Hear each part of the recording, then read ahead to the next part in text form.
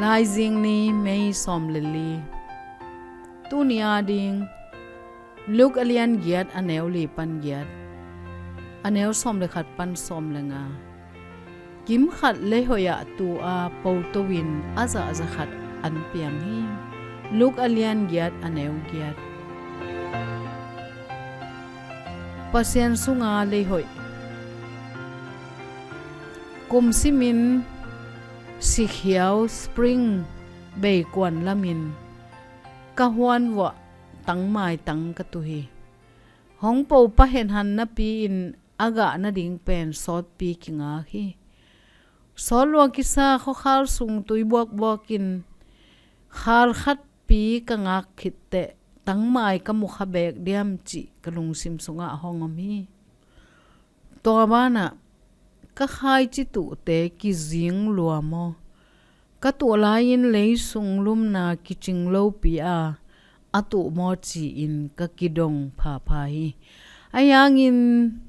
ni khat asel no eng khat hong dok kamu a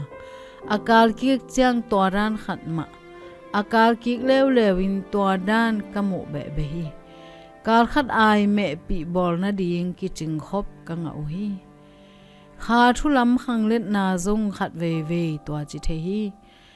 I thu nget te a hi lung doi na pum pi ki uk zo na lung nem na le I na chi te aga ki mulo the hi ai zong in khang let na dinga aki sam thu le la te gen te na in thu nget na lai siang tho sim na byak pyak na mirang te a ding na sep na chi te phon khet zo na ding in pasien kiang hu na inget le khasiang thowin khanglet na honga sak ding hi thu pen ma luk alian yet sunga to pa jesu thugen te na I alai gil hi pa hi khai chi wo pa khat khai chi wo ding in kon hi kim khat lam dunga tu a vasa te in netum hi kim khat swang pitunga tu a apo to chiang in lei no momlo a hi manin volin keu hi kim khat ling bulaka tu a ling te hong khangin kung no dep chipi hima le hoya tu te pen po to win aza aza khat an piang hi che pasiani nei te hong hu na to ki zu yin le hoya tu in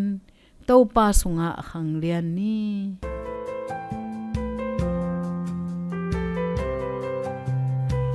pasianin le hoi na a khang lian dingin hong bang chi hu yam nanun tak na abang mun te a